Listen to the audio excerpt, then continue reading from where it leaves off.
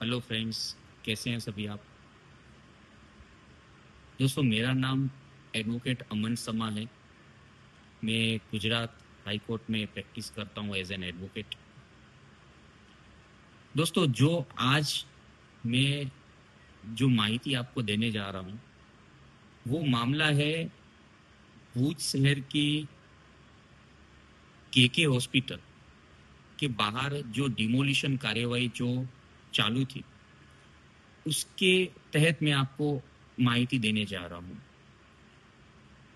इस मामले में ऐसा था कि जो बाहर केके हॉस्पिटल के बाहर 10 से 12 मालधारी फैमिली वहाँ कम से कम 35 से 40 साल से वहाँ पे रह रही थी।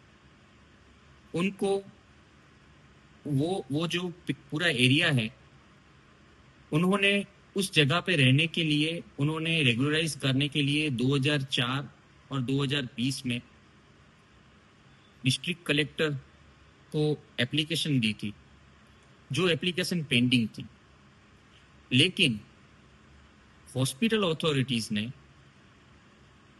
एक एप्लीकेशन फाइल की भुज मामलतदार को कि इनकी वजह से हॉस्पिटल की जो वहाँ से जो आना जाना है, सो इन रेसिडेंट्स की वजह से उनको हर्डल्स हो रही है, उनको दिक्कत आ रही है। तो उन्होंने एक एप्लीकेशन फाइल किया जिसके तहत मामलतदार ने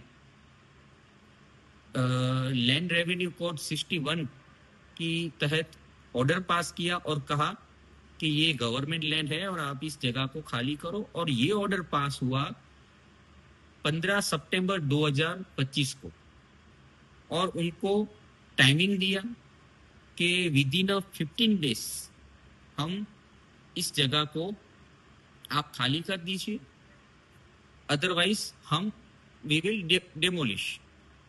उसके बाद फिर से 202 के तहत नोटिस दी, और उसके अंदर, और वो जो नोटिस दी वो 17 अक्टूबर 2025 को दी, और उसके बाद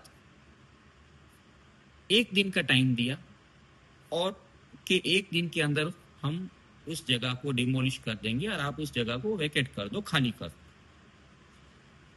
दोस्तों, हैरानी की बात यह है कि ये जो ऑर्डर पास हुआ 17/10/2025, जो रेगुलर बेंचेस का गुजरात ऑनरेबल हाई कोर्ट में वेकेशन होता है, लेकिन वो ऑर्डर पास किया गया 17 अक्टूबर 2025 को, और बोला गया कि हम एक दिन के अंदर डिमोलिश कर देंगे। उसके बाद हालांकि ये जो ऑर्डर पास हुआ उसका अपील पीरियड होता है 90 डे का।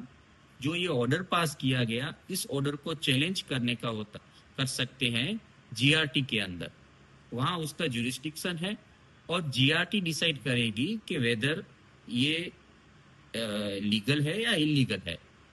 सो इस मामले के अंदर अचानक से 13 नवंबर को हमने उसके बाद गुजरात ऑनरेबल हाई कोर्ट में केस दाखिल किया, लेकिन 13 नवंबर को अथॉरिटी वहां पर शाम के टाइम पे डिमोलिशन करना शुरू कर दिया। और हैरानी की बात यह है दोस्तों कि जब अपील पीरियड की टाइमिंग के अंदर आप डिमोलिश नहीं कर सकते, ये सेटल पोजीशन ऑफ लॉ है, फिर भी अथॉरिटीज ने डिमोलिशन करना शुरू कर दिया। उसके बाद हमने नामदार हाई कोर्ट में अर्जेंट सर्कुलेशन लिया, और नामदार हाई कोर्ट में हमने हमारी बात रखी, और नामदार हाई कोर्ट ने हमको स्टे ग्रांट किया और कहा गया कि जब तक इसका अपील पीरियड पूरा नहीं होता, जब तक अथॉरिटी डिसाइड नहीं कर सकती, तब तक आप इस जगह को डिमोलिश नहीं कर सकते। और खुशी की बात यह है कि नामदार हाई कोर्ट ने हमारा अर्जेंट सर्कुलेशन अलाउ किया और हमको स्टेटस को ग्रांट किया। सो उसके लिए हम बहुत आभारी हैं। दोस्तों, मेरा कहने का मकसद ये है कि एक परिवार कि जो 35-40 साल से एक जगह पे रह रहा है, आप उसको उसकी जो लॉ में जो अपॉर्चुनिटी है कि जो वो अपॉर्चुनिटी अवेल कर सकता है, उसको आप सुने बिना अपील पीरियड का टाइमिंग उसको पूरा होने से पहले तक आप डेमोलिशन करके आप इस तरह से एक गरीब एक गरीब इंसान, एक गरीब परिवार को उसकी आप तकलीफ समझ सकते हैं। लेकिन मैं फिर से नामदार गुजरात हाईकोर्ट का मैं तहे दिल से आभारी हूँ कि जिन्होंने हमको स्टे ग्रांट किया, और आने वाले दिनों में हमारी ये लड़ाई चालू रहेगी। जो भी हमारा जो लीगल एक्शन है तो वो हम उन परिवारों के लिए हम ये जो लड़ाई है, ये जो हम लड़ रहे हैं और आगे भी लड़ते रहेंगे। शुक्रिया।